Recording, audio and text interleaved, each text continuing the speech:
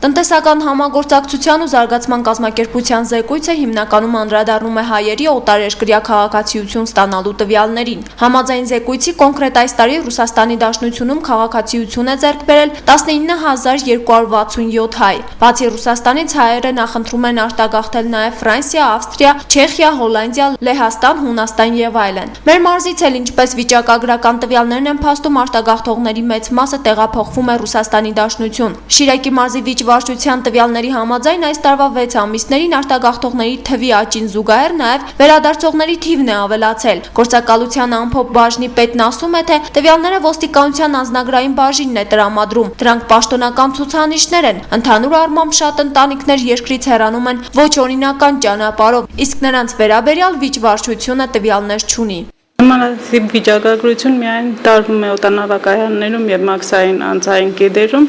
որոնք մեր մոտ չեն արձանագրվում։ Նշված ցուցանիշների եկողների 82.8%-ը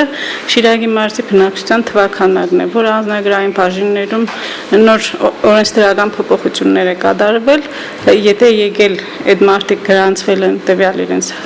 բնակավայրում, հաստատի բնակության բնակավայրում, մեխանիկորեն դուրս են գալիս, բայց չի արձանագրվում կտրոններով իրենց դուրսգրման վայրերից։ Գյումրու ավիագործակալություններում նշում են, որ աշխուժություն ներկայումս էլ նկատվում է։ Գյումրիից հիմնականում Մոսկվա են մեկնում, իսկ գյուղերից հիմնականում Ստավրոպոլի, Կրասնոդարի երկրամաս եւ Յակուտիա։ Միայն Գյումրի-Մոսկվա ուղղությունը սպասարկող օդանավից շաբաթական 600-ից ավելի քաղաքացի է օգտվում։ Հաջորդ երկիրը, ուր այս տարվա ընթացքում գյումրեցիները առավել շատ են մեկնում, Ուկրաինան է։ Գյումրի-Մոսկվա ավիաընկերության չվեշտ է, որը շաբաթական 3 անգամ, 4 անգամ է, բայց մեկ հատմեն են անում։ 4-3 անգամ ուղղեստ է կատարում Գյումրի-Մոսկվա, Գյումրի-Մոսկվա, ամեն մի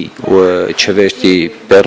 ուղևորափոխադրության քանակն էլ 220-ից 210 հոգի։ Ամենահեշտը Ռուսաստանն է այսօր գումար աշխատել համեմատաբար մնացած երկրներից։ Երբ տնտեսապես ամենահզոր պետությունը այս մեր տարածաշրջանում Ռուսաստանն է, դրա համար եւ հիմնականում Ռուսաստան։ Ես ինքս հեռու տեղից եմ գալիս եւ վաղուց եմ քաղաքից գնացել։ Մոտ մի 15 տարի չեմ եղել Հայաստանում։ Հիմա եկել եմ եւ գուցե շատ կոպիտ կթվա այն ինչ որ ես արտահայտում եմ եւ ես խղճում եմ նրանց, ովքեր մնացել են այստեղ։ Նրանց ապրելակերպը, նրանց ես չգիտեմ։ Հայաստանից գնալը դա հանցագործությունն է, ոչ թե իմ համար, ժողովրդի համար, այլ թե մեր պայմաններից է, թե պետության հնարավորությունից է։ Սա գնացել են։ Երեք իմ ծանոթից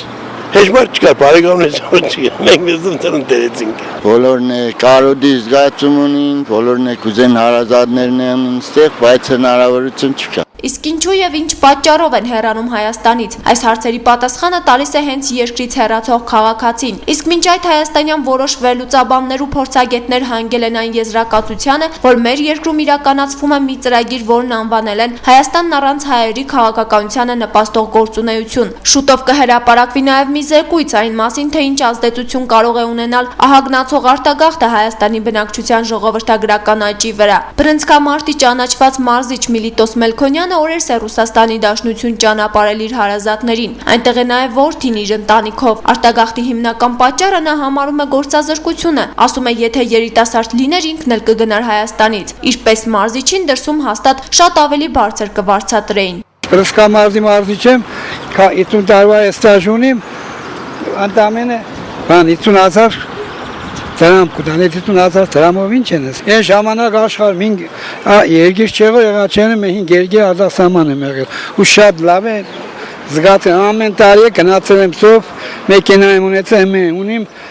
թոշա աշխատավարձու հարցակցության սարներուց կերտացով 10-10 մնա մեքենավ 5 հոգով ընտանիքով, նորից հետ կոկայ։ Հիմա Երևան մերելյանը չեն կարող էր սա։ Նշենք, որ Հայաստանի միգրացիոն պետական ծառայությունը այս զեկույցի վերաբերյալ որևէ մեկնաբանություն դեռևս չի ներկայացրել, խոստանալով այն հրապարակել հետազոտությանը ծանոթանալուց հետո միայն։ Հերմինե Մկրտչյան, Տիգրան Գասաբյան, Գալանյուս։